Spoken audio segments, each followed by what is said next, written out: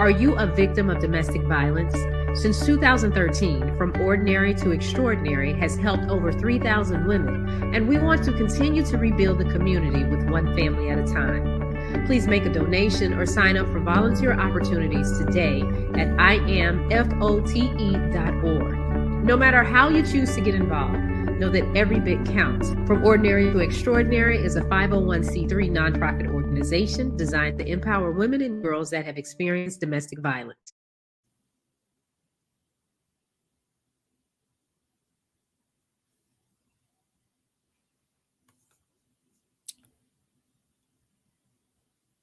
Well, all right.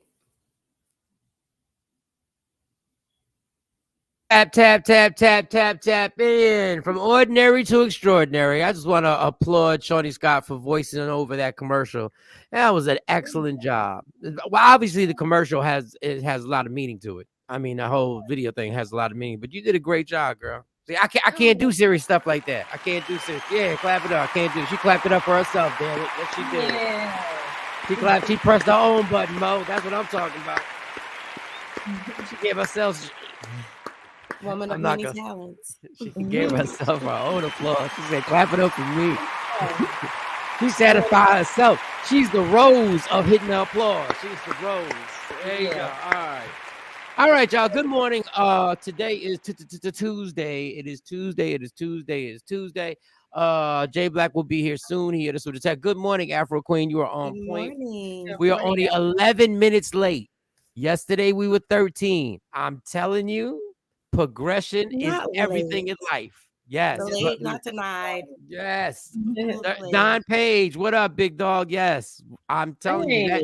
The Bishop is here with us. Oh, good morning. Good morning. Shawnee and her Carly, she runs track. So Shawnee's a track. So we shaved 2 minutes off our time, Shawnee. 2 minutes off. Oh, okay. We're doing better. Doing better, improving every day. Nana, what's going on? So I got a fun fact I learned yesterday. I wonder if you guys know this. I got a little fun fact. You know what I'm saying? Okay. Jay Black will be here. I don't know what Jay Black did last night. I don't know what him and the missus had going on. I don't know if they lit some candles, drank a little wine. I don't know. I don't know. I don't know if they set the mood, They may have had, they got kids. When you got kids, you got to plan your sexy time. Yeah, he might have been asleep early. They might have had, they might have had some old school Earth, Wind, and Fire playing. Who knows? Who knows what they had going on? They, Jay claims he's not affectionate, but I don't know. I seen him mushy. He doesn't like that. But I seen him in public. He was mush records. That's all I'm saying. I seen him too in public. They was mushy for real. They was mushy like some soggy mashed potatoes. They was mushy. Yes, they were. Potatoes? Yeah, mashed potatoes, you put too much gravy on it, then you leave it there. You don't eat it immediately. Yeah, but then it gets a little hard. All right, who am I start with? Okay, Mo. Go ahead, Mo. Yes. How was your night last night there, sexy Mo? So it was okay. Of course, I worked all night. I'm trying to nurse this voice and massage this throat. Whoa, pause. It is too early to leave comments like that wide open for me. Talk a lot. They understand. When you have kids, you catch the cooties. You catch what they have. Yeah. So, but our bodies don't do the same. Like they bounce back. They good. Us. And right now I'm struggling. Facts on facts. That's why I wear a mask now when they get sick. I wear a mask. That whole COVID thing it gave me one common sense thing. Somebody gets sick near you in the house, you wore a mask for years. If somebody gets sick near you, put a mask on. Because my mom was hacking and a coughing and a scrolling on TikTok. Hacking and a coughing and a scrolling on TikTok. Hacking and I said, Mom, put a damn mask on. Or I'm putting a mask on. I'm like, then you put a mask on.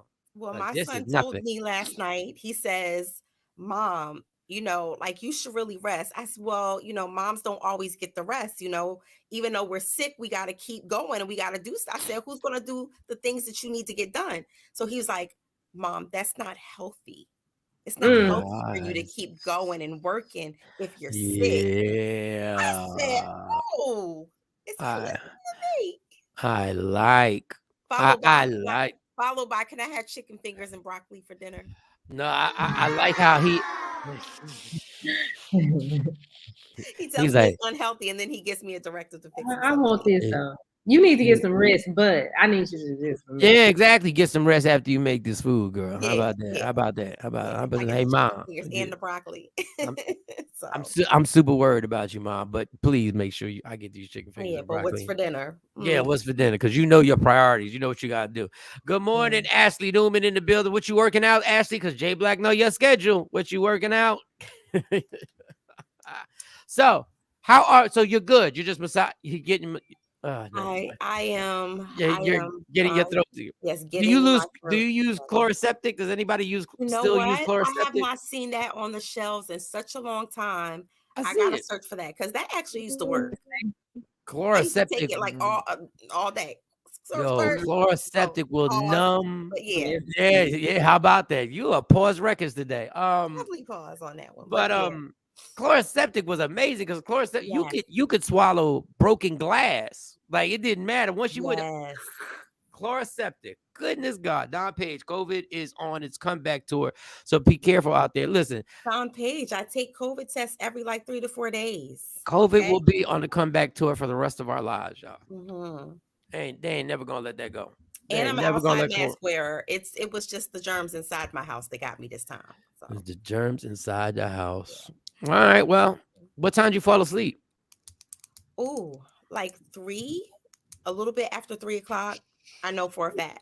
I don't know how you do it. I don't know how you wake up at 3 o'clock. Jesus. I really don't think I fall fully into sleep. I mean, well, you have sleep issues. Girl, I'm telling you, what's today? The 6th. So that would be the 30. I think I got 36 days sober. When I have alcohol out my system, my sleep patterns all fall back into normal. Circadian cycle resets. And now reason mine ain't. Yes, this cold got me coughing. Oh, got you coughing. Stacey Mitchell, I hope you're not getting sick. I hope that's just a cough. I hope that ain't nothing that's gonna keep you from the bank. All right, Shawnee Scott, how was your night last night? It was good. The girls had a basketball game. Fortunately, only one game because she put them on the same team because they only had one game. But all they got is one game. I had one upset child and one happy child. One happy child because the child played the whole game. The other child upset because she did not get to play in the game at all. So yeah, the coaches. Yeah, well, I mean, your daughter did explain it correctly. She said, well, it was a close game. So I guess the coach felt like she had to run with her starters. The A team played. She had the A team and the B team come since the B team didn't have the game. So when I got none of the B team played. So it wasn't that she just didn't play. Right. Yeah. And so it was okay. But Carly she didn't turn the ball over. Well, she turned it over one time. But she got the team back. So was that acceptable, Pat Riley? Was that acceptable? Was that acceptable? She did a better job. She played a better game. You ain't pull out the game, Phil Jackson. You ain't pull out the game. You wasn't gonna pull out. I didn't have to walk down there and snatch her out the game. So she was taking shots, doing her fast breaks. She wasn't being so scary out there on the court. She did what she was supposed to do. So. She took some jumpers, did the whole 9. Mm-hmm. Yeah, she missed them. So I told you got to work on shooting because your shooting is terrible. It's awful. It's unbelievable, man. It's awful.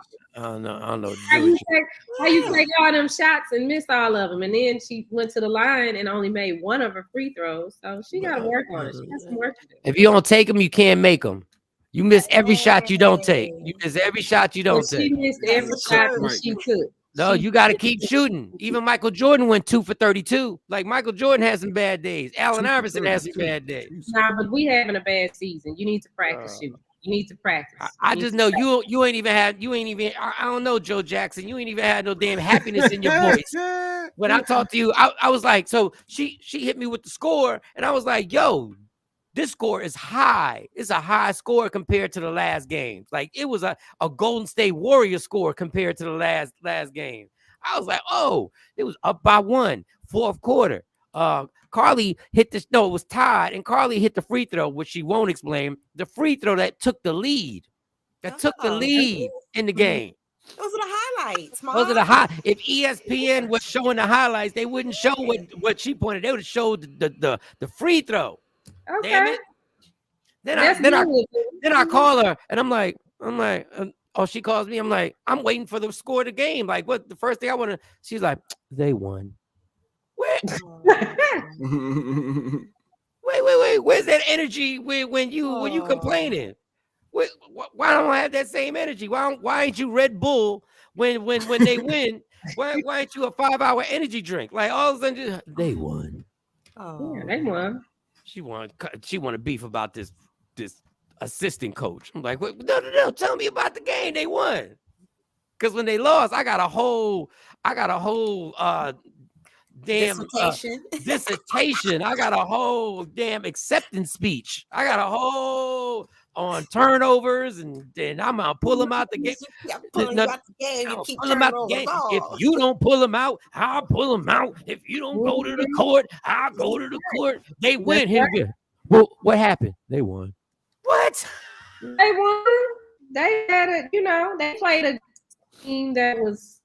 They played a good team. But. And they won. All them shots. The score could have been higher, but have you ever seen Reggie Miller? The whole team, they all need to work on shoot and pass. Because they look like a soccer team. They run all to the middle, and then everybody is swatting at the ball. I'm like, what are y'all doing? That's called coaching. They ain't got no leadership. They ain't got no coaching. That's what it's called. Jay Black, how was your night? Night was good. I didn't realize it was a sickness going around, but yeah, my boy has been sick. He missed school yesterday. He's not going again today. Lady Q had to ride around like 5 stores trying to find some children's Tylenol and Motrin. Who knew it was a shortage? Who knew? It is. Well, I didn't know. I never heard. I had to Google. I said, really is a shortage. I'm like, what is taking us so long? Where are you at? So I'm going to my 5th store. I'm like, 5th store? You supposed to just went and got some Tylenol. But yeah, we got a sick house. Hopefully it don't spread. Them schools are spreading germs. I'm blaming it on the schools. But other than that, everything was good. A little Monday Night Football. This happens every year. I hope Buddy feels better. I don't ever remember people running out of children's Motrins and Tylenol. But that's based on a whole governmental thing that's going on with the recession. Don't tell me it's a conspiracy, Mike. No. The recession. A lot of things are short now. Because Mike always got a conspiracy theory. No. It's not a conspiracy. It's called the recession, and a lot of product isn't getting shipped the way it used to get shipped because the amount of buyership isn't where it used to be. Well, y'all better go to the store and get you some fresh ginger root out of the produce department. Get you some lemons, some root, Joy, and brown sugar. I'm telling you, my kids have not been sick. That's what I give them. They never. We drink ginger root tea. I make them drink it. They don't like it, but they drink it and they ain't sick. Okay.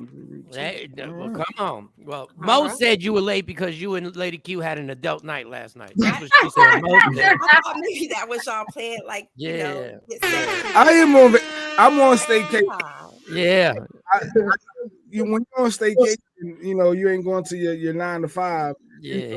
You do things differently. Yeah, they said this is what Mo said. On vacation and got up late. Yeah, he was on vacation and got up late. That's because they celebrated. Well, Mo said they celebrated the vacation. They started it off late. They cracked it off last night. They were drinking a little bit of wine. Jay might have had a few shots. And they're like, don't put on that thing you think I like that you put on. The reasons that we're here. That's silly. But Buddy knocked out on that NyQuil. They gave him NyQuil. They were falling out of bed last night. Oh, no, they gave him ZQL. They put ZQL in his dinner. They didn't even know. They go, I know I felt so sleepy. He knew how to step up on that step. There's a lot of parents that do that. They drug up their kid. Take this time. Take a little Benadryl. There you go. Take this Benadryl. My grandmother, whenever I got sick, my grandmother would lace me up with straight liquor for real. People be like, you do it for TV and you put a little. No. My grandmother was like this. She gave me a shot glass. She was like, I was like, how do I do this? I was sipping. She's like, no, Bobby, no. Then she was just showing me, pow. I was like, well, all right, Abuela, let's go. Let's get this problem. Little did I know what that was leading to. My night was cool. I went to my training session for that job or whatever. You accepted it when we last. No, I just went because you get paid for the training. So I'm going to the training. Yeah, I'm going to the training. So you apply for a job you really didn't want. They call you, you nail the interview because just your natural personality to nail interviews. So now you're going to accept it by going to the training just because you get paid for training. And then your first day at work, that's when you're gonna put your notice in? Like, what are you doing? I just ain't gonna show up. He ain't gonna show up. Typical blacks in Puerto Rico. Typical. That's what we do. But the funny thing is, like, the more we sit there, because they let you in on all the meetings and everything like that. Like, it's a good hustle. Like, I like their hustle. I like how they brainwash the young 20-year-olds, 25-year-olds, and everything. They're all gun ho and everything. Everybody's like all excited, like, come on, woohoo! Like, literally, one lady was like, woohoo! So I played along. I was like, yo, let's get, y'all can do better than that. So I was the one going, woohoo! I was all into it. I was like, we gonna play today. They was like, oh, wow, he's really there. I like your attitude. Yeah, I'm here, baby. Like me through training, because don't rely on me for this holiday season. Boy, you said we gonna make $1,200 a week. Then they did a group meeting and they had all the people from the different regions on the conference call. I was like, woohoo, yeah, let's go. I was like, wow. She said, how does it make you feel? I said, that is exciting to understand the potential that we have in this opportunity. What? All you got to do is push yourself. She was like, that's exactly right. Gassing it. That's exactly right. I said, I know it is, bitch. Hold up. Let me tell you how much this is when I really know. I actually enjoyed the meeting because I was just like, there was no pressure.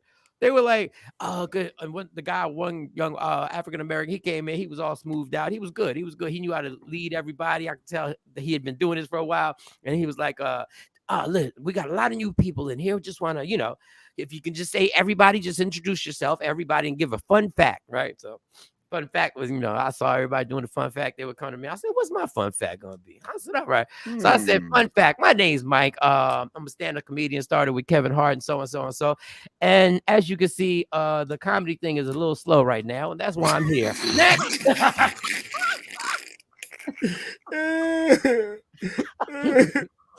cannot. I can't. Room started laughing, and the girl was like, wow, you okay? I was like, yeah. That's right. Woohoo! Okay, that happened. That sounds like 18-year-old and his second night at FedEx training. Never went back. Then FedEx training, that's a tough job, but tell him to go back because it's a good little look over there at FedEx. It is a good look. What else happened? Tony, basketball game. I watched the football game. Tom Brady broke their hearts at the end. I don't know. I knew it was going to happen, and I didn't think that was going to happen. I knew that was going to happen. Back with 3 seconds on the clock, hit the game with a touchdown. So I knew that was going to happen. Was the guy dropped the pass that Andy Dalton put on him perfectly, and he got hit, and they gave the ball back to Thomas? It's over, and I'll die for this too. In my day voice. I'll die for this. There was something else, but okay. Fun fact, y'all. Fun fact. Do you know One More Time, Baby, Baby, Britney Spears' first hit song? Mm-hmm. Baby, one more time. Do you know who was supposed to record that song first? Does anybody know who was supposed to have that Was song? it a black artist? I'm not putting it out there. I'm not going to limit it. Would it be TLC? It is TLC. Good. That sounds like something they would do. TLC. It went to TLC. Simon from American Idol, but he wasn't an American Idol yet, knew the guy who actually did the song. And he heard the song and he begged the guy, please give me the song. The guy said no. He said, I promised it. He said, hold on, listen to the story. This is Simon telling the story. He said, I promised it to a girl named Britney Spears. And Simon said, with a name like Britney Spears, she is never going to make it. And the guy, so he offered the dude, he said, listen, I will give you a 500 SL Mercedes. I will send it to you right now if you give me the song. And he said, and the guy was honorable and looked to it and said, I can't do it. I promised this young girl, this is her first opportunity, and I promised her this song. And he was like, it's going to fail. It's going to fail. And he was sounding, and I was 100% wrong. So that's a fun fact. Now, Time for my game called Real Life Questions. Are y'all ready? I have a scenario today that I'm going to put y'all in.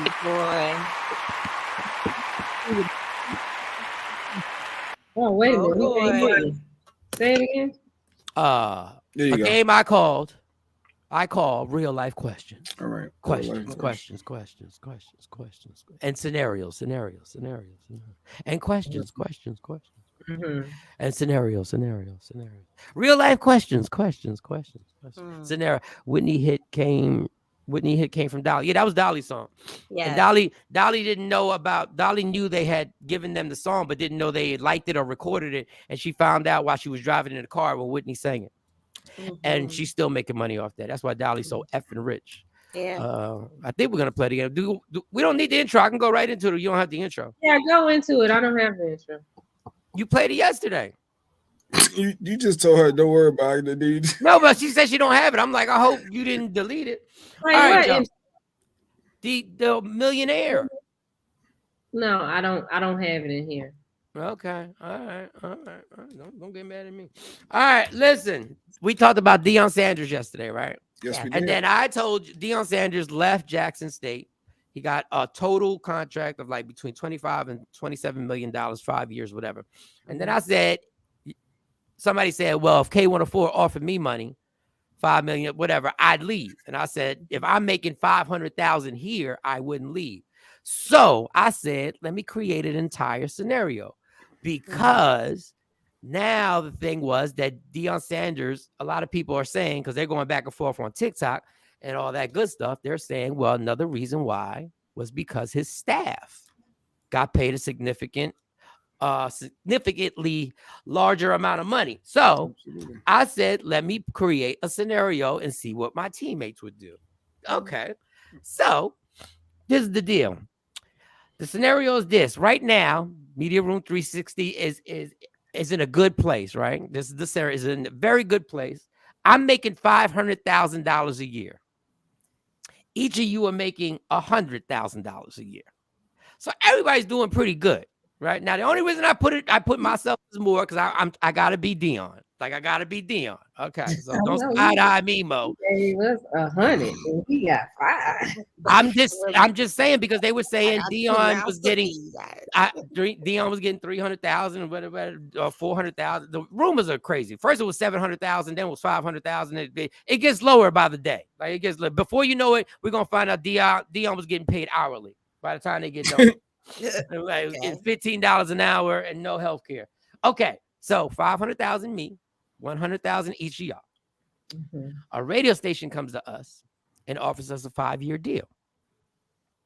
I get $5 million for 5 years. Y'all get $1 million apiece for 5 years. But after that contract, this show no longer belongs to us if they don't re-sign us. It don't belong to us. It don't belong to Media Room 360. And it's a 2-year non-compete, which means we can't even be in the market for 2 years. Oof. In the market, though. In the market? In the market. But remember, we don't own the show, so there is no Takeover Legends. We'll have to go to Michael Shawn, Sexy Mo, Jay Black, and Shawnee Scott. Good morning. Well, I'm about to go too far because I'm like, how they gonna own the show? So they buying the show? They buying the show. They buying the whole kit and caboodle. They buying it. They buying it in order to put us on all over the country. There is no morning show that's going to be on more stations than us. Boom. They're buying. Okay, let me be clear. They're buying Michael Shawn and the Takeover Legends. That's the name they're buying. Okay. Yep. That's it. Shawn, you with me? I think we're on the same page. Yeah, they buying I think we're on the same page. And the Takeover Legends. Now, I don't know if you want your name on it. They buying your name, but I'm not going. I said I'm not going to go. You're not going. I'm not taking the $5 million. That was my thing, but we got to take a vote because it's only fair. It's only fair. It's $1 million for 5 years. So, and where we at right now with Media Rooms. No. Girl, why are you not listening to the scenario? Okay. For clarity, are you saying that each one of us? Hold on, let me start with Shawnee. She want to disagree so bad that she has already closed her ears. I told you the situation. You're making $100,000 a year, and we've made it for the last 5 years. I'm making $500,000 a year. Go ahead, Mo. Yeah, so that's not enough for me not to work for 2 years after that in my respective. Like at thinking on a collective level. Okay.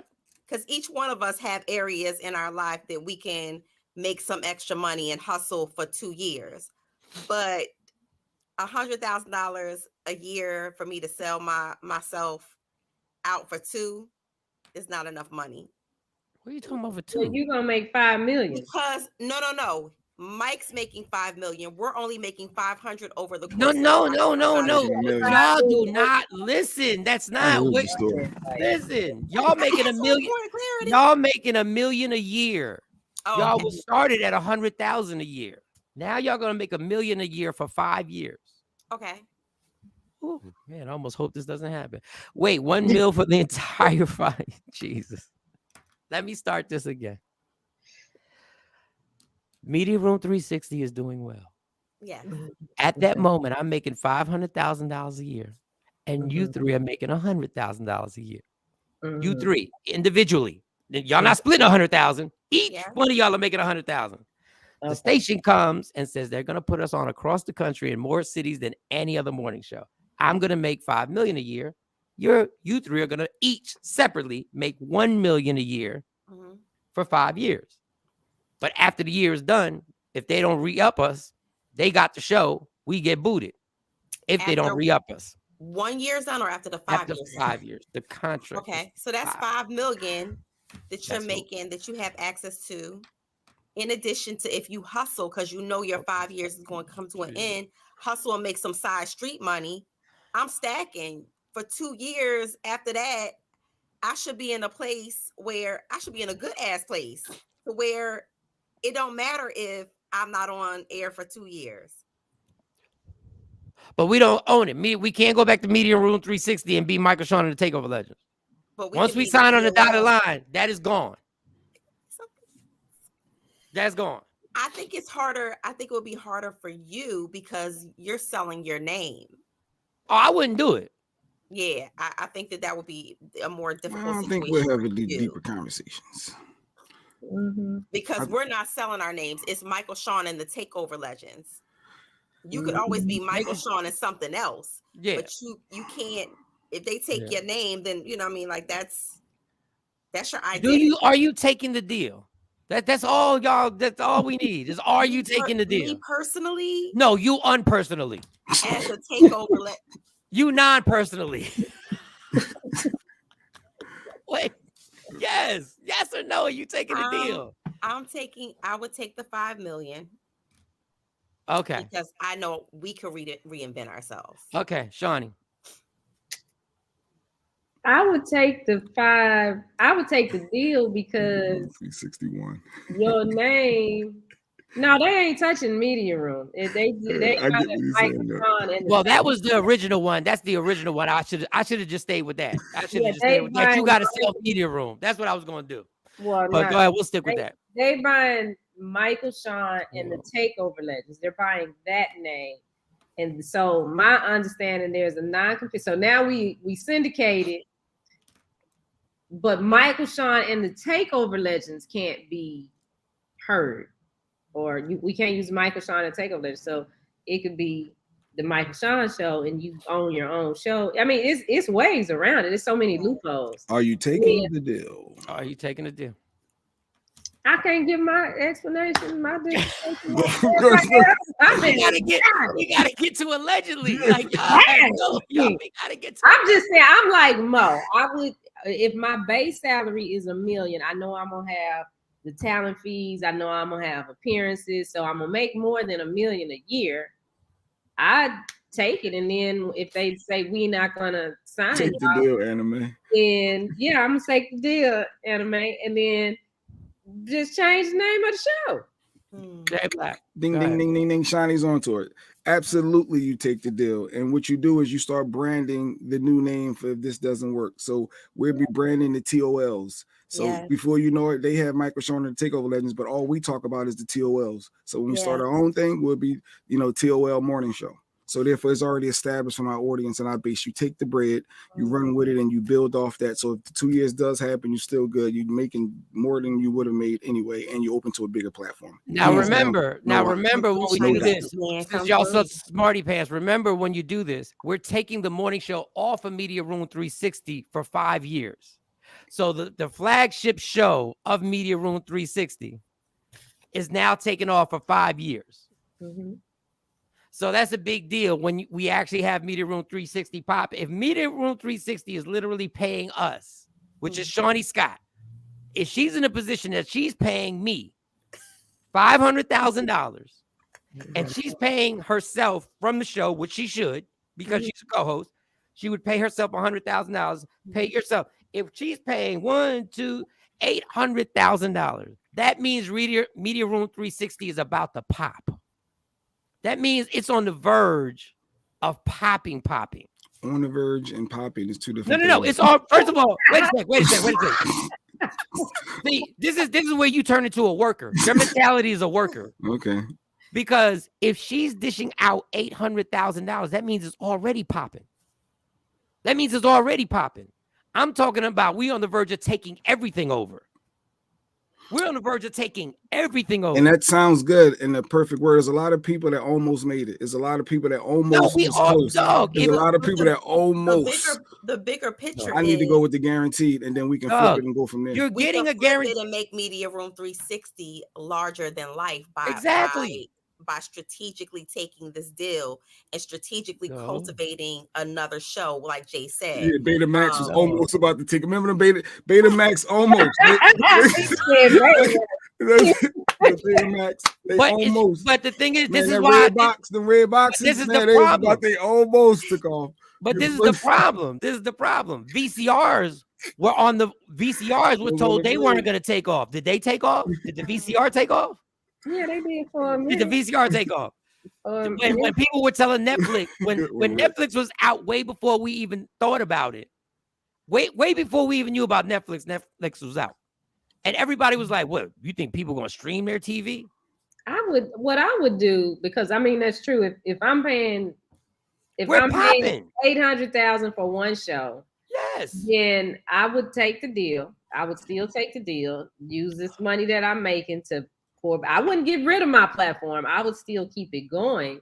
It's just Michael, Shawn, and the Takeover Legends wouldn't be the flagship show at the time. I'd focus on one of the other shows. And then when that exactly, Don, they don't get 5 years is up. But we're not stopping. I'm not stopping Media Room. But my thing is, it's going if our show is getting paid that much money, it's going to affect Media Room 360.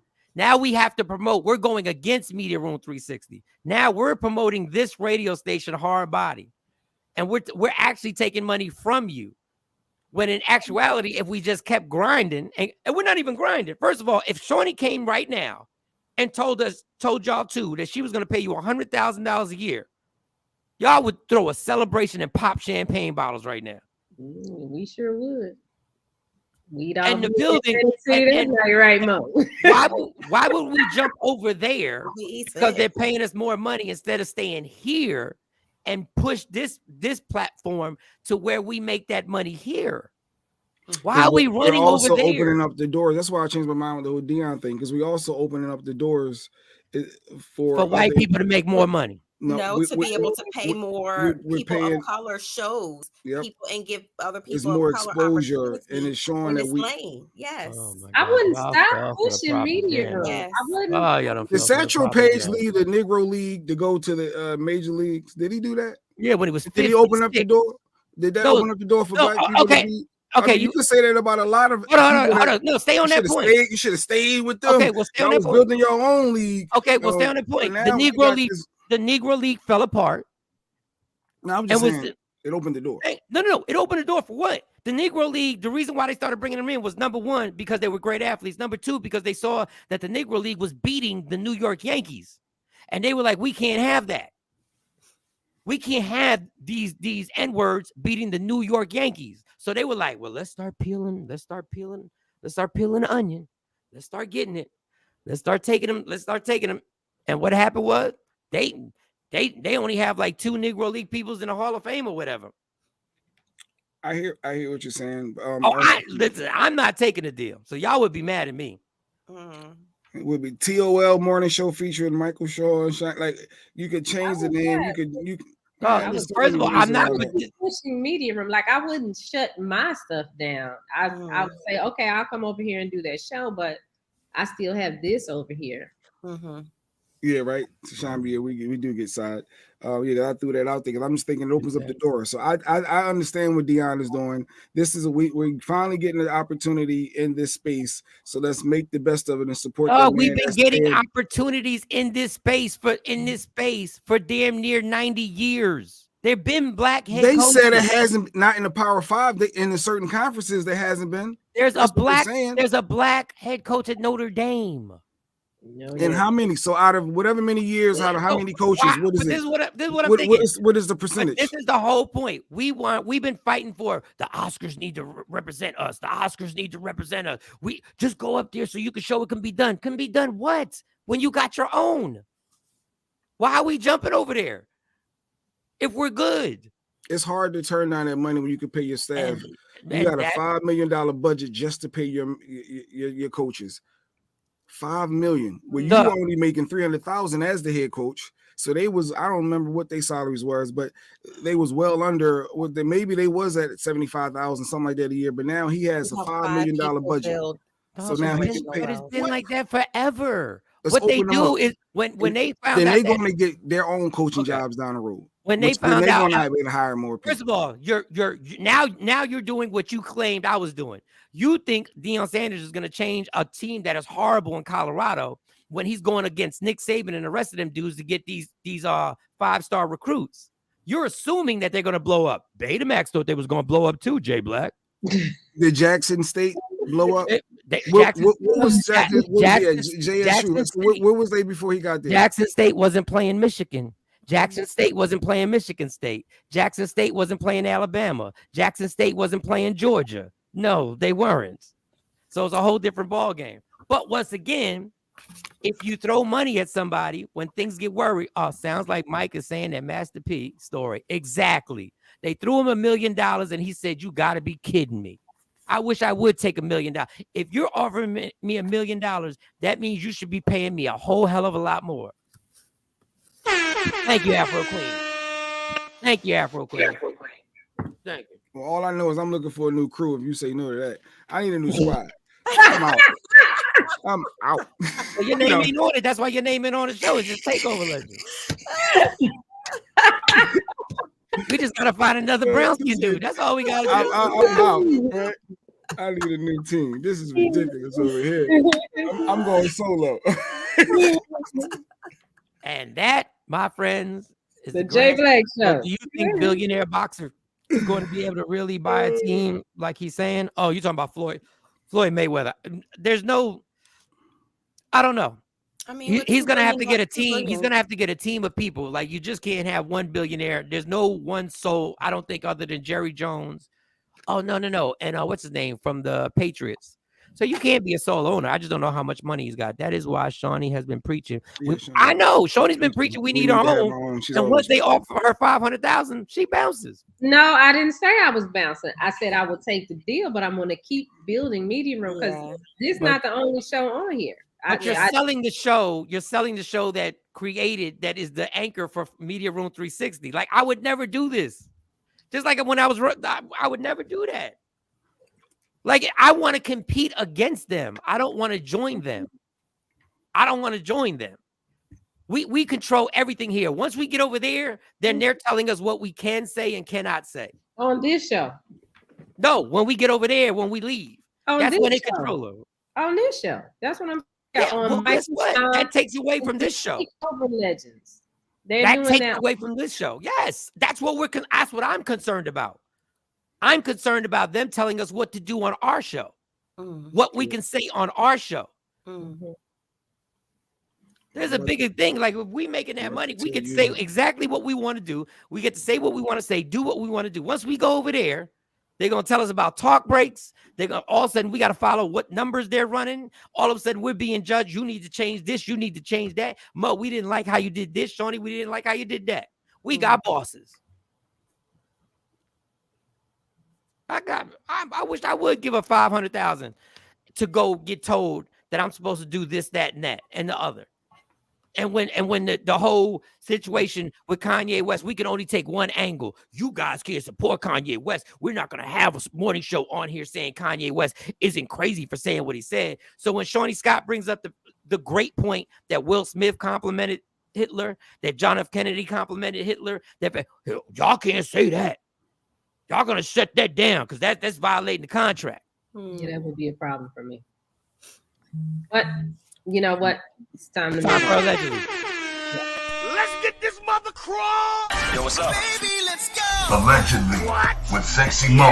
Powered by Media Room 360 TV. Okay.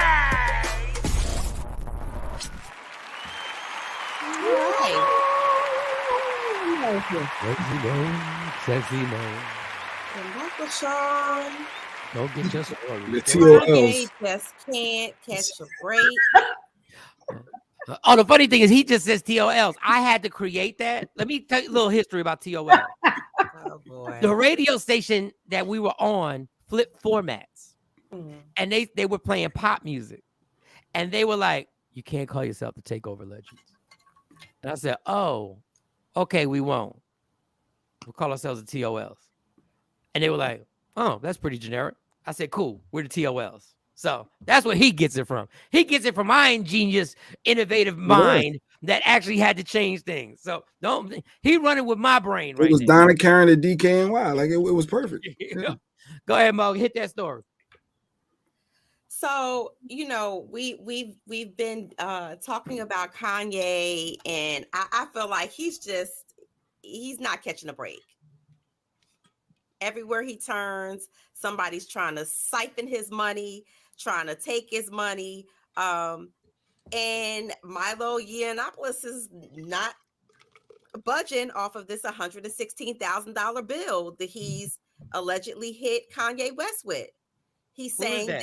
Yeah, I'm like, so of course, Milo Yiannopoulos, he is responsible. He does like media consulting for like campaigns and things like that. So of course we know that allegedly Kanye West was supposed to be running for this big presidential campaign, pre-campaigning, and he's supposed to be the mastermind behind this. Well, my sources tell me that Kanye, is saying they never had an official agreement.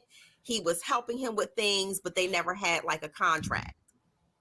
So Milo Yiannopoulos, he actually fired him. He said, you know what? I'm not going to use you. I don't need you. And boom, bam, he hit him with a $116,000 bill. And he's trying to take him to court allegedly for owed monies. I didn't know a handshake deal. He's saying it is media consulting. I didn't know a handshake deal could actually be legal. Can be legal and be held up in court. If verbal agreements are binding in certain states. Damn. Yes. Well, in certain states they are legally binding. On Judge Judy, they are, and on what's the Maryland? He said on Judge Judy, they are. On the People's Court, they are. No. Oh God! Wait a second. 43 minutes and 48 seconds. Please timestamp this so people can see that in a critical lawsuit with a billionaire, Shawnee Scott just quoted Judge Judy. Oh goodness. But that's Milo. There go Milo. Yes.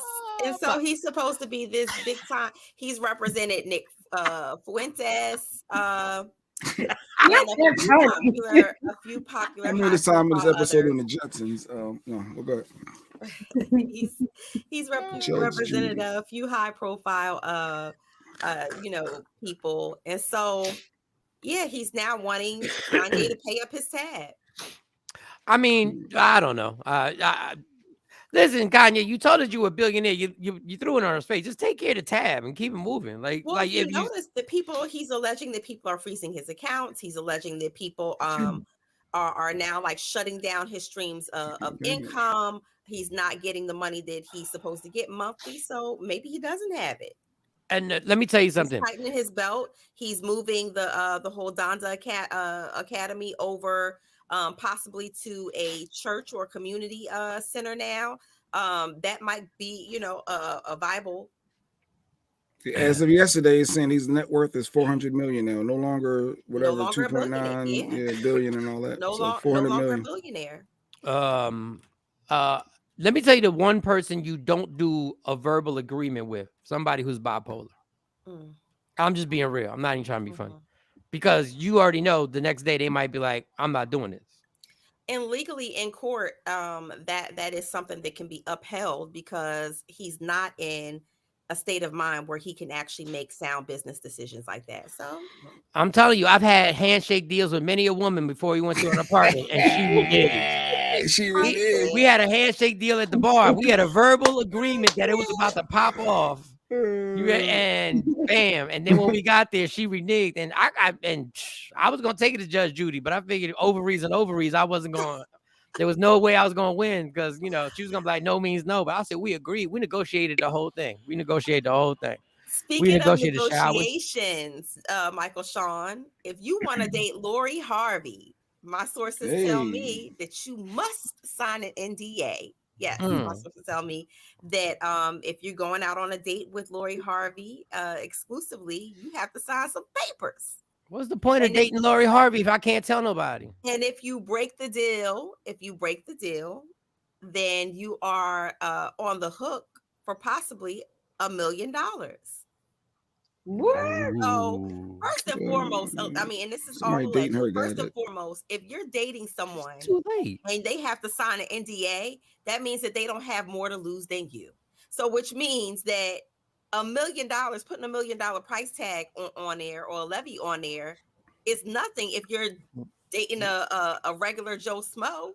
Yeah, but we already know all your business, so it's too late now. You should have got them NDAs signed way before Michael B. Jordan and Future and the rest of the like, it's too late. Well, you know, she's taking. Well, we're gonna find out you kissed another girl. Whoa, I'm shocked about that. Whoa, I can't believe you had a threesome. You allegedly. I mean, she's getting her brands together. She's moving in a different direction. So, you know, I think that she's trying to protect herself. And this is probably come under the advisement of probably a group, a team of people, publicists, lawyers, you know, her mama. Why she just don't chill then? Just be single and NDA and wear a condom, but I ain't doing both. No. Yeah, I'll sign an NDA and wear a condom, but I ain't doing both. I mean, she's a pretty girl, but she's trying to protect her brand. She's trying to build a little empire here, and she's I guess now, you know, in hindsight, she's getting older. So Jay, for real, really. What? In hindsight, now she's trying to, you know, do damage control over her life. Hey, I just want to know where I can get my hands. Where can I get my hands on these NDAs? Like, how do I get it? How do I get an NDA? So I needed that a long time ago. I should have known. I wish I would have had that. But I'd be hoping that you broke it. I'd just be hoping that you tell somebody. Like, I'd have Jay Black call and see. Like, Jay Black be talking. I'd be working with the paparazzi. Hey, look, paparazzi. Hey, Jay, make sure this bitch breaks this NDA. Oh. You know what? I'd probably have Mo or Shawnee do the work, because they would open up. She would open up to them, because all they'd have to say, you know, all it takes a black woman to start running her mouth about her man or whatever is say, yeah, I see what you're going through with Mike. Mike's really difficult. And she'd be like, he sure is difficult. Let me tell you about when we was at Applebee's, and he was drinking and he embarrassed us. And be like, for real? And at the same time, you got the phone recording. I know. He's done it to me. Shawnee be like, I took him to Golden Corral and he lost his mind at Golden Corral. He was taking French fries off of people. That's what he did. Let me tell you what he did. Yeah. I don't think I would be good for that one. No, here we go. Because you had one that I ain't like, and I thought I was about to fight the girl. So. Oh man, not fighting the Golden Corral. No, not at the Golden Corral, but it was like one day I'm gonna tell y'all the story. Every day I gotta fight to prove my love. No, it wasn't even like that. It was just on some, you know, like what? She just said what? All right. Don't get Jay in trouble. What? I was just pulling the pictures up. That's all. All right. You about to get yourself in trouble hating on about trouble, Michael I ain't like her. I wonder why. I ain't like her. I ain't like her because she wasn't no good. Okay. That's why. Oh, you knew somebody that was better? Okay, I'm just saying. Go ahead, Mo. Go ahead. That's better. Yeah. Okay. Oh my God. Go ahead, Mo. Next story. You want to play? No, I don't want to. Well, I don't know what's going on. I'm about to make you two sign an NDA. I'm about to make y'all two sign a non-disclosure right now. Go ahead, Mo. Go ahead. Somebody was thirsty. Talking about trouble, Michael Shawn. Remember I reported on someone actually trying to steal Lady Gaga's dog a few months back. Yeah, that was a while ago. The dog walker got shot, and it was just a whole big fiasco. Well, and you know these Hollywood types, they take their fur babies very serious, like they're part of the family. Mm-hmm. So, according to my sources, James Howard Jackson, the guy who shot, who actually shot the dog walker, is getting 21 years in prison for this. Wow. 21? A young black guy. He's a young black guy. I saw the mugshot. 21 years for this. I think this is not the first dog he stole either. Hey, you can't steal dogs in America. You can kill black people, but don't you dare steal dogs in America, boy. Don't you dare. And so therein lies the issue on social media. A lot of people are in an uproar because they're like, nobody died, but he got 21 years. And here you go, there's police and there's brutality. There's people, taking matters into their own hands and killing people. And he's the stupid dummy that did it. Yes. Remember stupid dummy of the week? Oh, you stupid dummy of the week. You are the stupid dummy of the week on a Tuesday. You already won. Ain't nobody beating you. It's foul, Mike, to give him 21 years though. This is because he's black. That's what it is. Michael Ealy. No, he looks like no, he don't. No, he don't. No, you know who he looks like?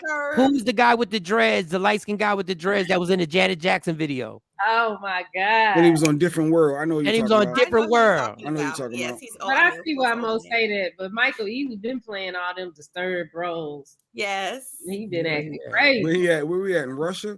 Yeah, like 21 years for stealing a freaking dog. No, I don't feel bad. I don't feel bad. He shot somebody. I don't feel bad. The dog walker got shot in the leg, the butt, somewhere.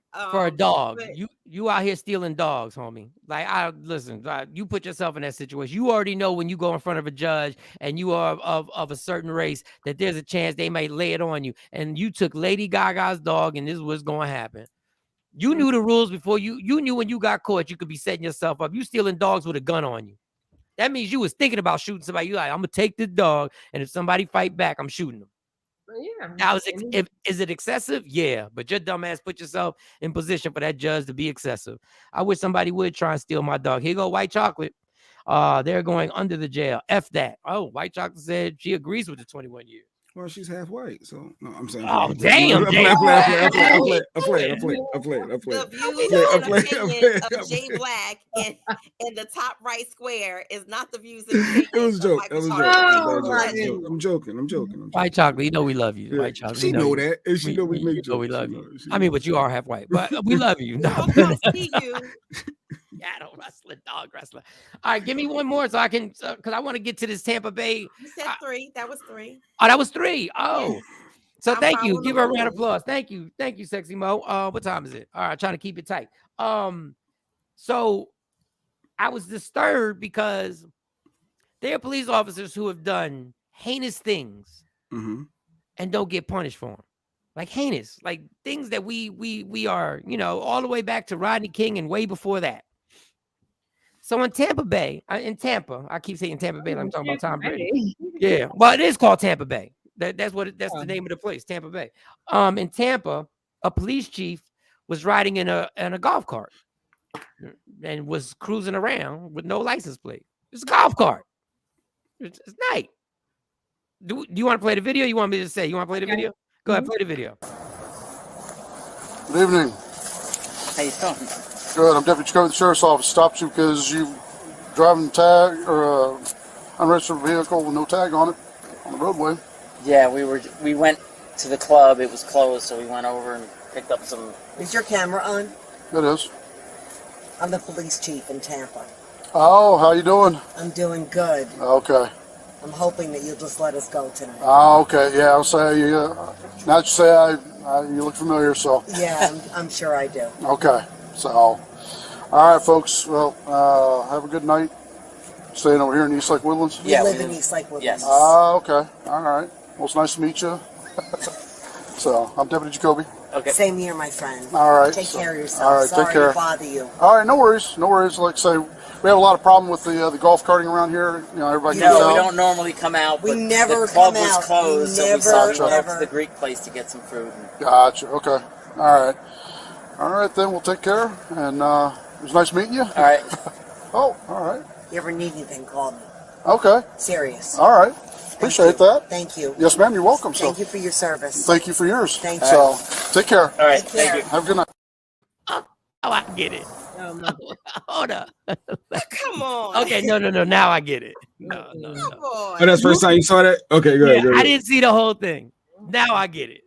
You can't literally, knowing that the police officer's camera is on, give him a card and say, if you ever need anything, call me.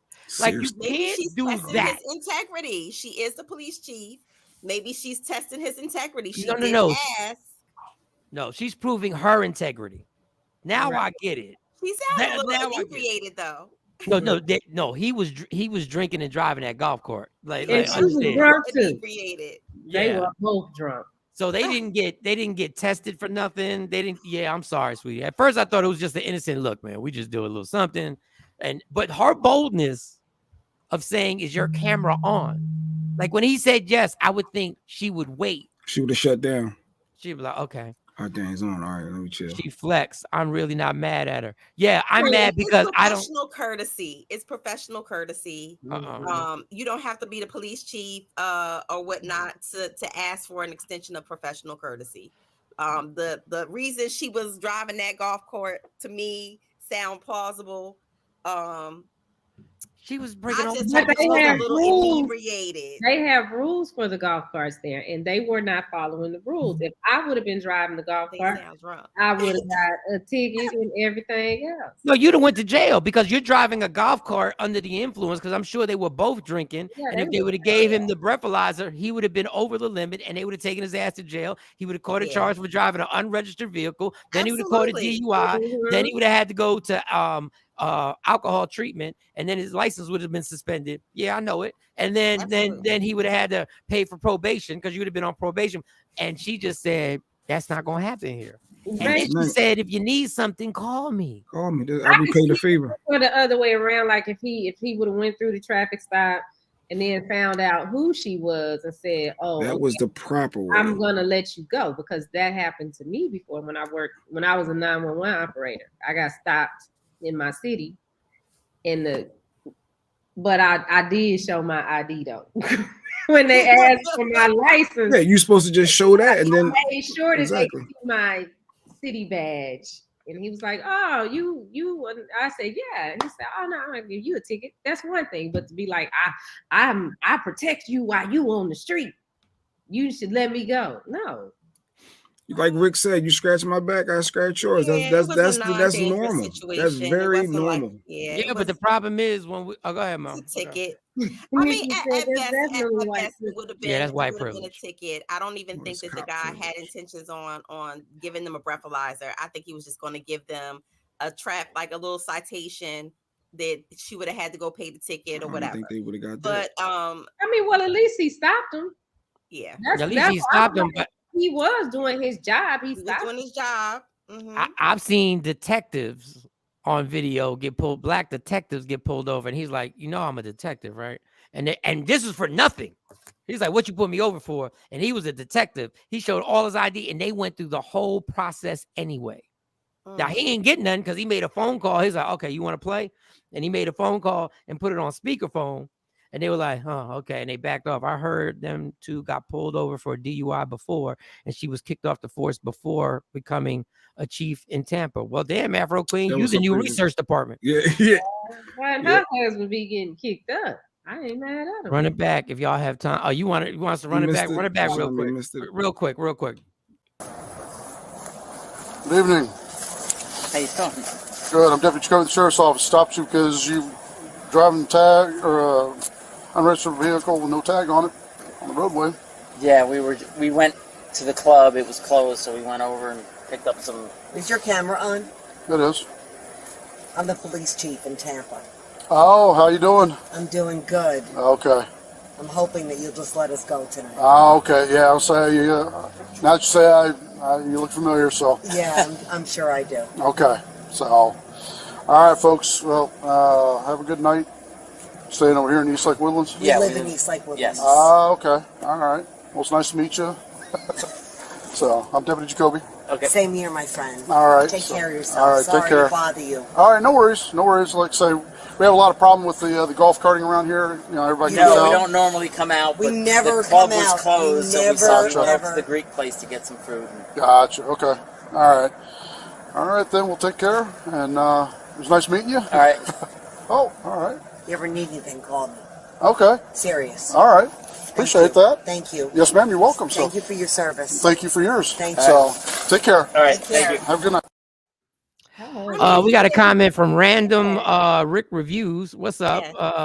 I mean, how much of a menace are two folks driving around in a golf cart? I'm sure would have been a ticket or DUI situation in best case scenario. Yeah, but that's what it should have been. And when like a misdemeanor offense. Yeah, but when she blatantly says, if you need something, call me on camera, that is you're pulling the curtain so everybody can see officially what really pops off.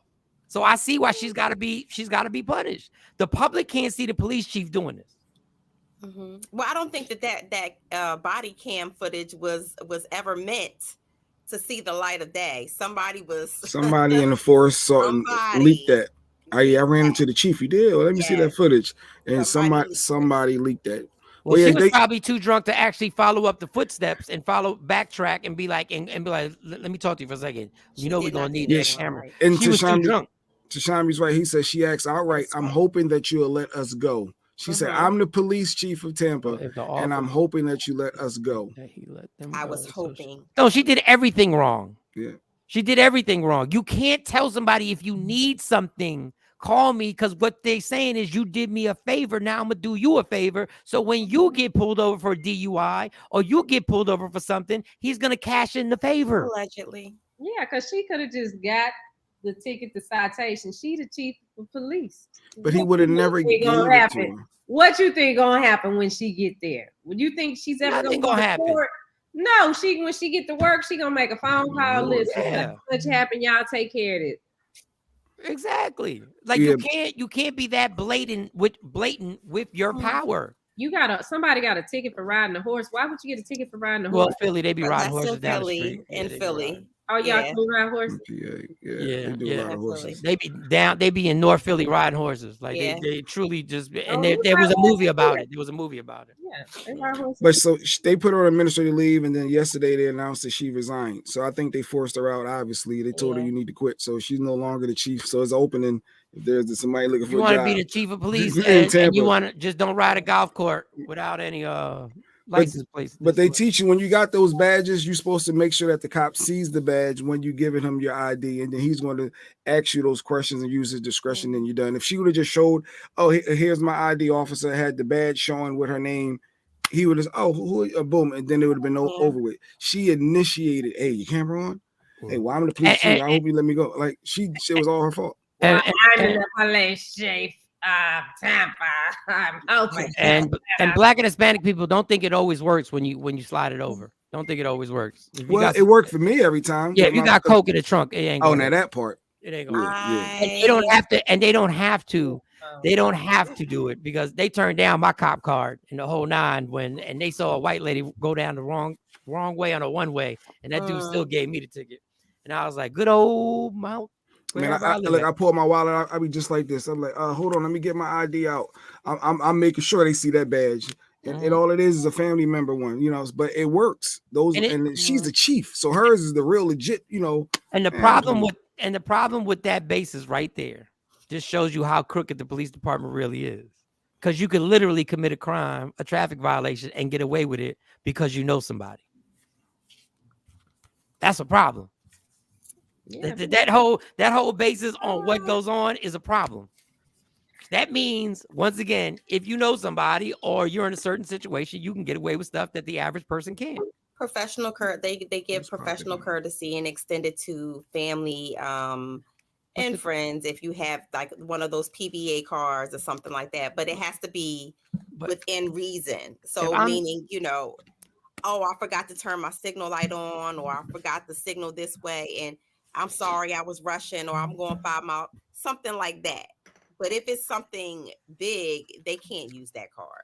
So that's the Tampa Police Chief. Yeah, she's resigned. So like Jay said, if you go on Indeed and see if you can apply. Yeah, you can apply.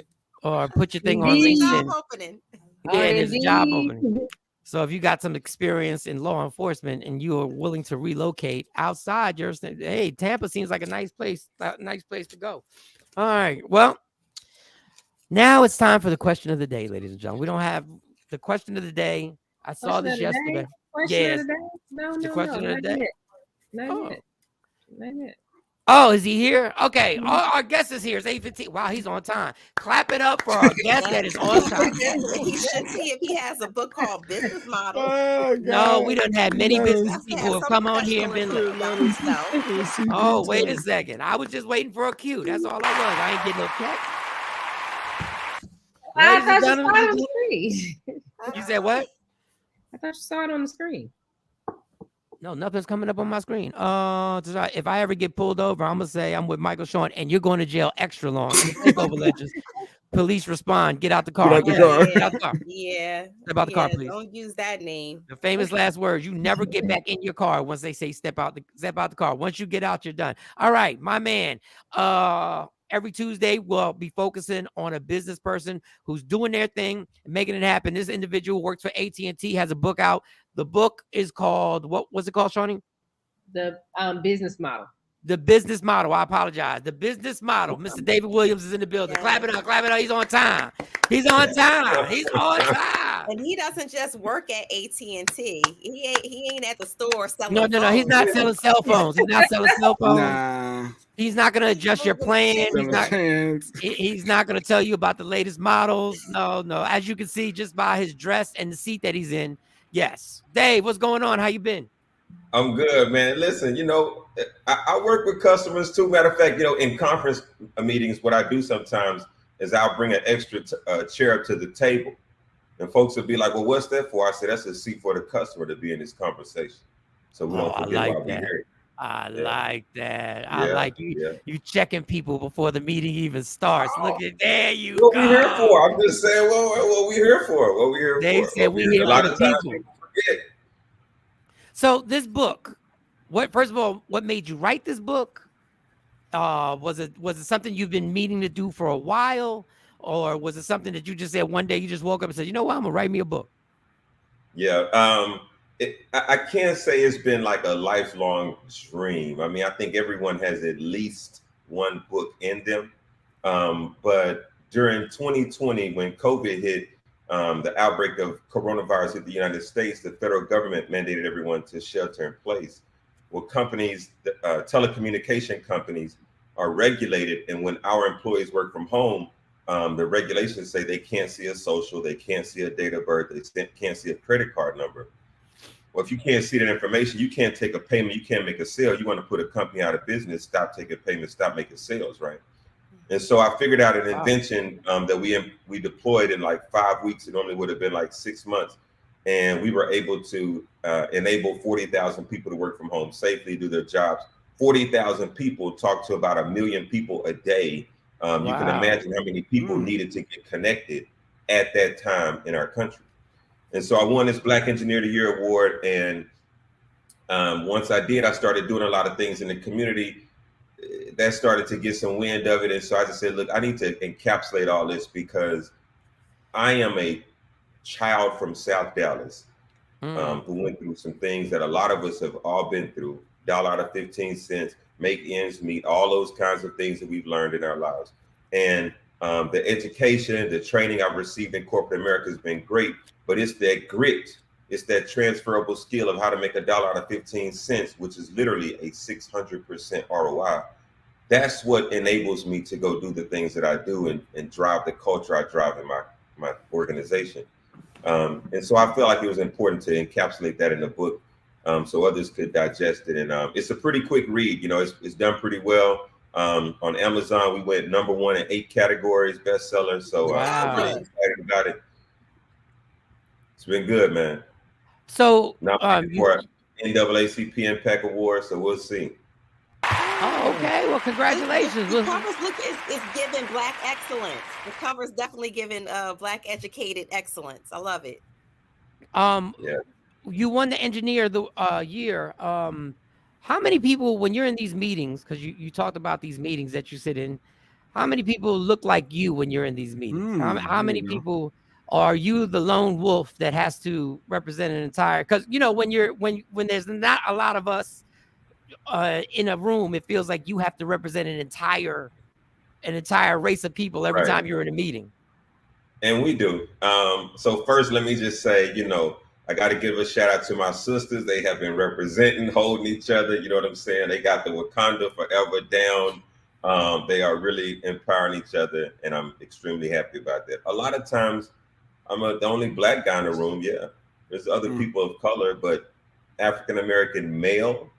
Right. A lot of times I'm the one, but I don't like to be the only one. And so there's a little something with that. Sometimes when folks are ascending through corporate America, they have to go through a certain amount of rigor, school, homework, training, blah, blah, blah. And so they're not hanging out in the hood with everybody else. So they're not considered one of the cool kids. But when they go to work, they still have dark skin. So they're not always invited into the upper echelon or the inner room, right? And so they become the only person in the room. And over time, unfortunately, some of us want to be the only person of color in the room. And then that's when the bad stuff starts happening and the glass ceiling is tinted for us. Wow. That is interesting. The rest of us back. That is and you know what the problem is, Mike? It's like, hey, you know what? I'm the first one that made it this high in the company. I'm this, I'm that. But the truth of the matter is, are we talking notoriety or legacy? Because legacy does not live on unless it lives past your lifetime. I have to help somebody get to my level or beyond. Otherwise, whatever I did just died with me. Well, that's an excellent statement. I can't. Yeah. Hit that horn. So you're in a position of power. Are you trying to be intentional with bringing more individuals that may look like you? Oh man, I feel like Pippen just passed one to Jordan. So I have one of the most diverse teams. What's funny is my team is mostly women, more than 50% women, densely people of color, folks from LGBTQ, veterans, people living with disabilities, Native Americans, almost every generation. So we're an extremely diverse team. I would say arguably way more diverse than most teams. And this year we won an IT Team of the Year award, Information Technology Team of the Year award. Most of these people don't have a traditional technology background. How is it that you didn't win the high school state championship, but you won the Olympics? Diversity. We know that our greatest strength is each other. And so some people on the team are PhDs, Neo in the Matrix, whiz kids. But even when they come up with a bright idea, they know they need to take it to someone else on the team because it's not as good as it's going to get. And so we work like a family. Okay, we get a lot of people. The business model is the book. Where do you get the business model at? How can they purchase it? Amazon. Amazon. Businessmodelbook.com. Yep. We have a lot of people who are starting businesses. We interview a lot of people who have, they're like, we're doing this and we're going to make this happen.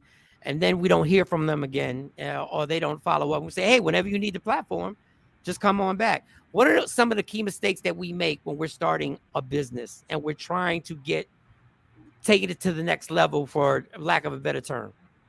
Sure. So there's probably two sides to that. So to answer your question directly, I think a lot of times what we miss is every business or every job, its core reason of existence is to solve a problem. Have you figured out what problem you or your business is solving? Is it that the community needs swaggier t-shirts? Maybe you have seriously, maybe you got the dope t-shirt that's gonna be the vibe right now. And you catch the essence. Maybe that's your thing. Maybe you do hair, maybe you do nails, maybe you do real estate, maybe you help with business loans. Whatever that thing is, you got to figure out what is the need, what's the gap that I'm filling, and with what demographic, who is my audience, who is my target. So I think that's, for me, when I talk to folks, that's the first two things, is because folks usually it'll say, well, I have a business and it's for everybody. Well, maybe everybody has some relativity to it, but it's targeted for maybe high school seniors or teenagers or folks in an older demographic, or what is it targeted for? Let's go after that. For maybe what you do is great, but maybe it should be targeted towards the funeral home industry, and that's where you're going to get your core revenue stream, and then the others would be ancillary. You got to go figure that thing out first, and you got to be willing to take a step in that direction. Now, I don't even know if you have the answer to this question, but I just noticed you've mentioned it twice. I asked you if you were just the only person in the room in the meetings, and you said no, my sisters are in there. Then you said the team that was diversified, you said is majority women. Why do you feel there are not enough, or there's not enough supply of black men who are in your industry? I think that a lot of it falls on black men, just about all of it, honestly. If you ask me my opinion, I think there's two sides of it. One is our sisters. If we could just step back for a minute and be family for a second, okay? Okay. All right. So our sisters, man, look, they first figured out, being able to have community. They on the phone talking, hey girl, what's going on? What's going on with your day? This is what's going on in my world, your world, yada, yada, yada. They start to build community. Over time, they start to take that to the next level. They start having birthday parties. Oh, you see so-and-so birthday party was great. We threw a great party. It was wonderful, wonderful. Then they started going on vacations and hanging out together. Hey girl, it's all cool. We're going to have these great, amazing destinations. And then they say, you know what? At some point, we might as well start working together and just go ahead and go up this ladder together. Wow. Our brothers have yet to relate with each other that way. We don't bond that way. Our sisters, they've been talking. They got 15, 20 years of knowing how to interact with each other. Our brothers are still kind of clunky when it comes to meeting each other. Hey, what's up, bro? Can I get your phone number? It's a little weird. And so I don't think guys have figured that part out yet, so that the networking, the bond isn't there where we can bring ourselves up. That's one piece. I think the other side goes to, look, every mentor, and the folks I mentor, proteges that I work with, they all know this, right? And so every mentor, there's this phrase we used to talk about, mentorship versus sponsorship. Or a mentor is somebody who's going to give you advice. A sponsor is somebody who's going to speak on your behalf when the door is closed, behind closed doors. I take a different approach. I say, look, if you've been mentoring anybody for a significant amount of time, I'm going to say at least a year, maybe 6 months, but at least a year or more. If you've been mentoring somebody that long and you're not their sponsor, you're wasting your time and theirs. You're not trying to build the future. You're building an entourage, right? If I'm willing to help you, but not help you get hired in me, you know what I'm saying? I mean, I'm just building an entourage, right? I'm not trying to build the next generation of leaders. And so I think that's where we got to start doing better. We got to be willing to say, look, it's not about me getting the trophy. It's about how many people behind me. How many billionaires come from Hove's crib, right? It's how many billionaires, it's how many people behind me that I can help to move ahead of me. That's interesting, because I feel, and I'm gonna let you ask your question, Jay Black, because I did that with Jay Black. I was his mentor, and for years, and now he's doing better than me. And I've done my job. I raised him. Listen, Mike, it's not done till he buy you that Bentley, though. See, that's yeah. I'm just waiting on it. I'm just right, listen. He's done a good job. I'm proud of this man. I'm proud of him. I wanted your thoughts on this Deion Sanders. What side of the coin are you? Should he have left Jackson State? You agree with that, or was it no? He should have stayed there and build that and open up that door for us. All right, man. Now this is a loaded question because Deion Sanders is my favorite NFL player of all time. I'm talking Roger Staubach, Joe Montana, all of them. Deion is my guy. You know, anybody can shut down one side of the field after catching a helicopter, make a video about it, and still get the trophy. Like, good Lord. But look, I think Deion is on the next level, man. It's great to be able to be at, Black college, build it out, build that program out, bring the awareness, the attention. Wonderful. He's gone to Colorado to go do it again. What happens when he goes to the third college and the fourth college? Now we start to see him as somebody who's spreading this prime time philosophy of football across the entire league, right? Versus I'm just in one corner on one island doing it my way. That's cool, but I don't think Deion's chasing a Nick Saban kind of legacy. I think he's working to elevate, Black football, which is much larger than one college. Once again, the book, you can get it on Amazon, Business Model. I need y'all to support this. If you want to, first of all, you did a photo shoot. Like, you wasn't playing on this cover. Like, whenever you put your hand inside your jacket. Number one, that means you've been working out, because you don't do that when you got man boobs. You don't do that. That's like 6,000 push-ups right here. You like, yeah, son. Yeah. All right, we gotta wrap this up. But Amazon is the place to go for the book. Businessmodelbook.com. You can go there. Either way, support this. Get the tips that you need to actually start your business. I just want to say this quick, because we got to make this real quick there. How hard is it? Because I don't know if you're single or not single. I don't want to get in your business. But before, let's say you're in a relationship. Before you were in a relationship, how hard was it being a successful man that has some money coming in? Well, has money coming in. How was it for you to find somebody in the dating scene that you didn't think had an agenda because of your position in life? Oh, damn. Why we play the crickets? Why we play the cricket? Yo, man, listen, everybody's on social media. Everybody knows everybody's business. So, I mean, like, Mike, I know you got that paper, man. Let me borrow $1 million. I give it back, man. I give it right back. Let me just borrow $1 million. You giving out loans like that? I give it right back, Mike. Just let me get $1 million. I promise I'll give it right back. So was it hard to not find a woman that they have a check? I'm just saying. Look, man, real talk. Look, real talk. Listen, real talk. There's a lot of nice people in the city, in the United States. There's some nice people. Everybody's not, gold digging and chasing each other's paper. But yeah, there's a lot of opportunists out there. You just got to be mindful of it, man. Absolutely, Wow, you were really good at answering these questions. I ain't gonna lie, Dave. Let me tell you something. If you weren't going to buy the book, just on the way he answered that question and how smoothly he did it, understand this man knows what he's talking about. Make sure you pick up the book, Business Model. Amazon, go to Amazon or businessmodelbook.com. Dave, thank you so much for joining the show. And we'd love to have you back, because even though I don't agree with you with Deion Sanders, that's why we would love to have you back to just have a conversation on different topics. So please, if you're not too busy, because I know you're running board meetings and all that other stuff and winning prizes and being nominated for awards, if we got your number, so we might be bothering you. So please take our phone call. For Deion Sanders conversation, man, look, you had me at hello.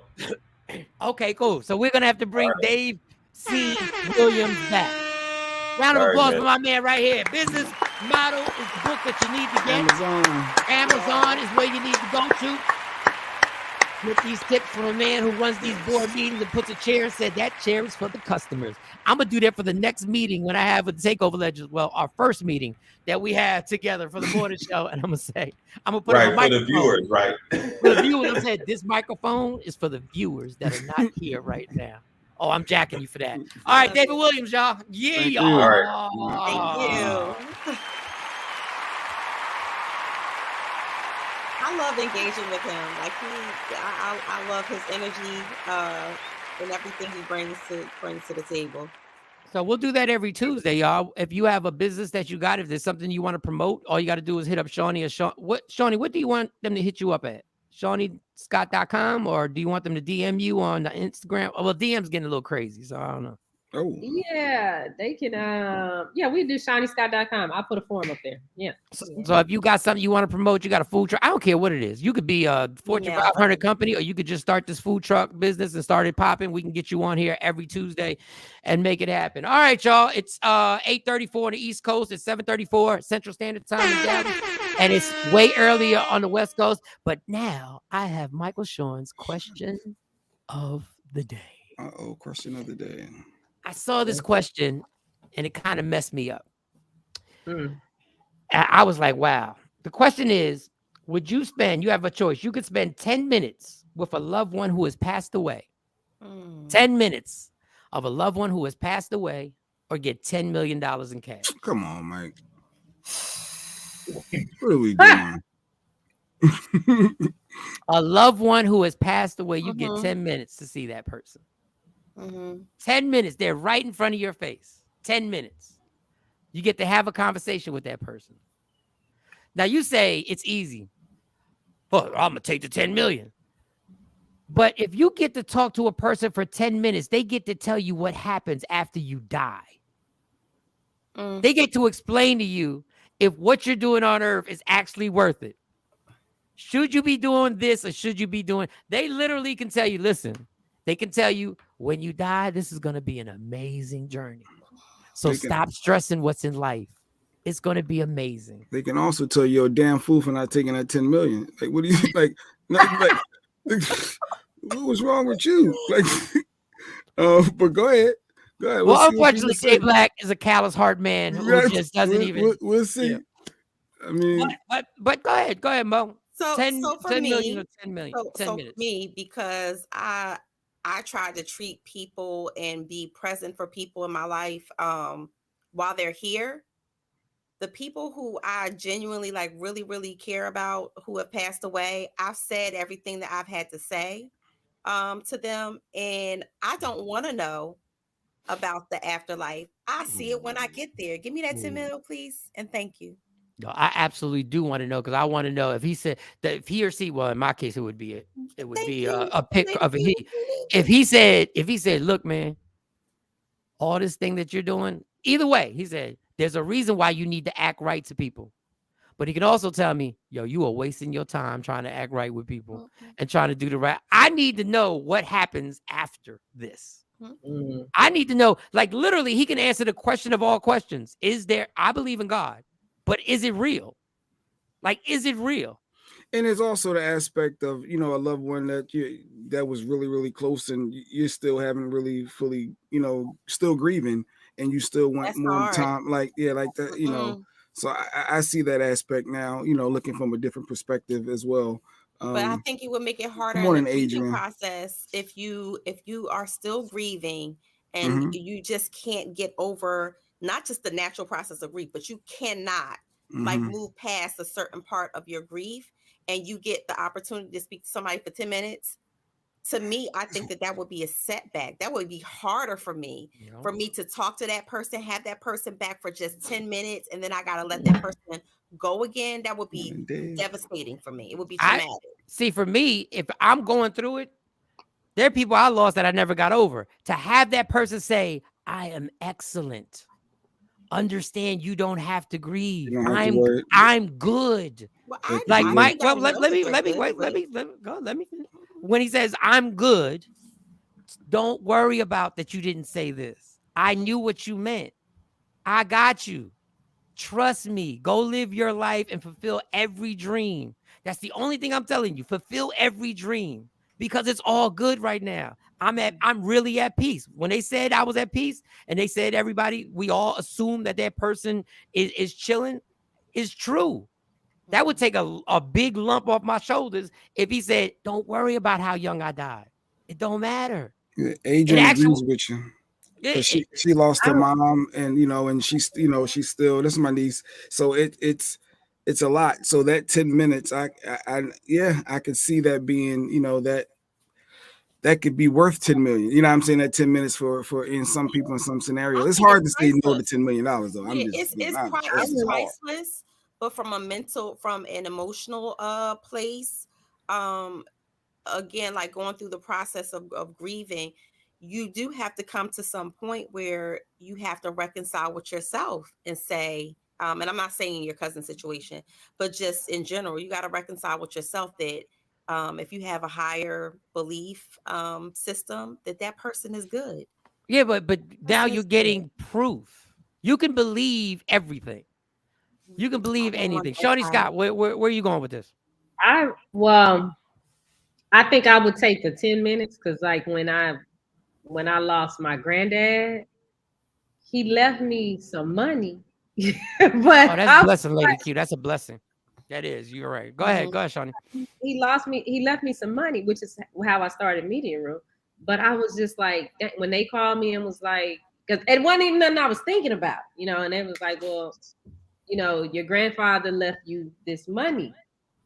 And I was like, well, damn, but you not here for me to ask how to do, what to do with it. Because this was the person that told me how to do this, how to do that. So I had the money. I sat on the money for a long time before I did this because I didn't know what to do. I was like, this is a lot of money. What do I do? You're not here. You can't. And so if I can have 10 minutes with my grandfather, I'd take it because he's going to tell me how to get 10 million. And the other thing I get to ask is everybody else up there. Like, are they there with you? Like, is so-and-so there? Is so-and-so there? Have you, like, I got 10 minutes. The first 8 minutes are going to be me asking questions and joking with him. And then the last 2 is I'm just going to hug him till the 2 minutes is over. Like, I don't think, like, for me, 10 million can't buy enough. I'll take the money and contact Dexter. That is hilarious. For those who don't know who Dexter is our medium, our psychic. Dex, what they say? Right. Let me give him a couple of dollars and tell me what's going on. Yeah. Oh, then I can even, if I got time, I might even throw a question about Dex. He really know what he's talking about? Does he really know what he's talking about? Dexter has been spot on with everything that I've ever asked him. Richard said, we know Dion would take that money. Take it over, Dion. Prime time taking it. Oh, like the Chilla did in Black Panther. Yeah. There you go back to your ancestors and be like, yo, what am I doing? Like, what am I doing wrong? Is there something you need to tell me? You might get the gift that you never. So I would have to think about it. No, I think I'd have to take that 10 minutes. My grandmother died last year, and I miss her terribly. But I think I know for a fact, and I said this to her, there is nothing left unsaid. I know you are good. And as much as I deeply miss her and my heart aches daily for her, I don't want to have that feeling back of losing her again. Because that 10 minutes, although it would be a blessing, I would love to have 10 minutes, but after, I'm thinking from the emotional impact after, I wouldn't be the same again. See, I would be crush me emotionally. I'm about to say, message to Lady Q and all my family. Take the money. I will be angry at you. Angry. I will be pissed if you didn't take that money. Well, it depends on how. And I don't want to sound tragic. I don't want to sound dark. But it depends on what happened that led to you passing. I'm gone. My philosophy is I'm gone. You build with what you need to build on moving forward. That 10 million will last you more than. No, take the money from my perspective. Let's just say somebody. I'm just putting this out there because this is dark. Let's just say you were killed by somebody and they never found the killer. They wanted closure, and I could tell them to. And I'm like, who did it? You know what I would say? Where's the evidence? Ain't nobody gonna believe that in a court of law where I had 10 minutes with him and he told me this. I get to know me. That person might be next to me. That person might still be around me. That person still might be putting my life in danger. I see what you're saying. Man, it's hard. 10 million. And if he says if you want evidence, you ask the person, well, how am I going to prove this? He said, all you got to do is go so and so, and you'll find all the evidence you need, and you get and it could go down. So it all depends on how the closure for your peace of mind and knows all. I get what you're saying. Yeah. I'm gonna have my own closure with that bread. I can't. I just can't. I can't. 10 million. Where's the money? For 10 minutes. Where's the money? That's tough. But I guess I'm not faced with it. But man. For me, the ability to go back to my mom and ask the questions that she would want to know, and then be able to go back to her and be like, this is what he said. She would be so freaking excited out her mind. She would probably be like, why can't I go? I'm like, well, they ain't offer you the deal. So obviously, when you get your 10 million offer, then you can take it up with. They ain't offer you the 10 deal. million. We're gonna say Lady Q's gonna make 10 million next year. So what's this shirt in the back? Shirt in the back. It's you know what? I think I got a picture here. Make it even easier for me. Thank you very much. WokeUpInspired.com. WokeUpInspired.com. So the shirt behind me says, I'm not a Grinch. I just have boundaries. So she got her branding mixed in with the holiday season. So it's like a combination. I don't think this has anything to do with me. Mike is going to try to spin this to make it seem like I'm not a Grinch. I have boundaries. All right, ladies and gentlemen, we play a game when we highlight these shirts. You can go to WokeUpInspired.com. The holiday season, obviously, you can see they got holiday season influence shirts in there. You can customize it yourself. So, Mo, do you think this shirt, I am not a Grinch, I just have boundaries, is directed at Jay Black or inspired by Jay Black? I would say today it's fully inspired by Jay Black. Oh, fully inspired. I am not a Grinch just because I speak my mind. I am not a Grinch. Fully inspired. All right, Shawnee Scott, is this shirt directed at Jay Black or is it inspired by Jay Black? I would say it's neither. I just think she got creative and came up with something on her own. No, I will say never this been is an intern for in under Jay Black. That's why, Shawnee. You don't know his other side. He can be very, very, very, very moody and just. I think this shirt is directed at Jay Black because I think she's saying just because I have boundaries and just because I won't do what Jay Black wants me to do all the time doesn't mean I'm a Grinch. And she just used that. Instead of she could have used the B word because but since it's Christmas time, she was like, I'm not a Grinch. I am not a Grinch. I'm not a Grinch just simply because I speak my mind and I stand my ground. I am not a Grinch. All right, y'all. It's been a good show, and we'll end it with is it just me? Is it just me? But social media has made certain terms almost extinct. There's certain terms people no longer say because of social media. One term that no longer gets said rarely is people never go on social media about a topic and say, well, I really don't know. Everybody knows everything. Everybody knows everything about everything. I don't care if they dropped out in the 6th grade. They will have an opinion on a math equation on Instagram and act like they got the answer. Everybody claims to know everything about a relationship, even though they've been divorced 12 times. Everybody claims to know on how to raise a child, except all your kids are in a foster home. Everybody claims to know everything. Women claim to know how to improve themselves, and they in a Section 8, no disrespect to Section 8, with a dude laying up there playing PlayStation. But you claim to know how you can find empowerment for other women. Men sit there and tell men how they need to be with women, and in actuality, you got a restraining order against you as we speak. But you know everything. Another term that isn't used, rarely used on Instagram, unless you get caught doing something. Unless you get caught doing something. You never hear somebody go on Instagram and say, I was wrong. If somebody has an opinion, they will ride that opinion till the wheels fall off. And if the wheels fall off, they will buy 4 new ones and keep going.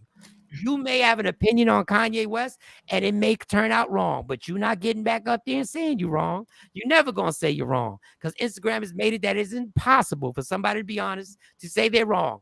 Once again, unless they got caught cheating, smashing the wrong person, or getting somebody else pregnant outside, which is still cheating. The last one, the last term that is no longer used, well, rarely used. And this is the one that I love. It ain't none of my business.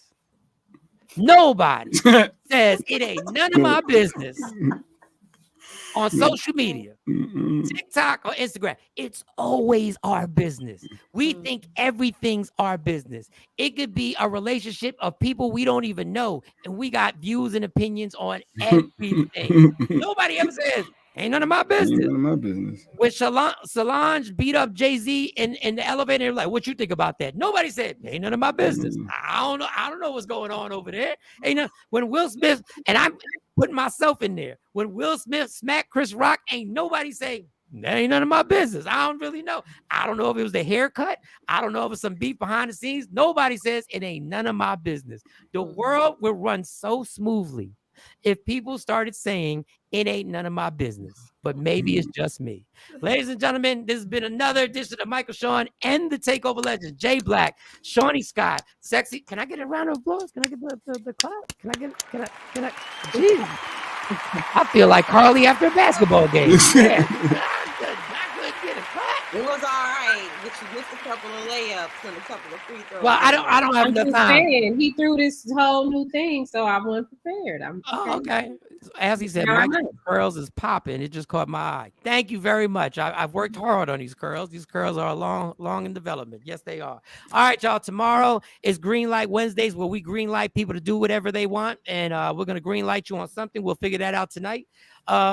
Sexy Mo, Shawnee Scott, Jay Black. Don't forget, Lady Jade will be on the show Thursday morning. Lady Jade, my former co-worker and co-host for she was at K104 for like over 20 years and she left. I don't know what she's going to talk about, y'all. She may not mention a word about what went on, and she may just focus on the thing. How you had on the show and you don't know what she's talking about? I don't know what she's talking about. When y'all decided that she was going to be on the show.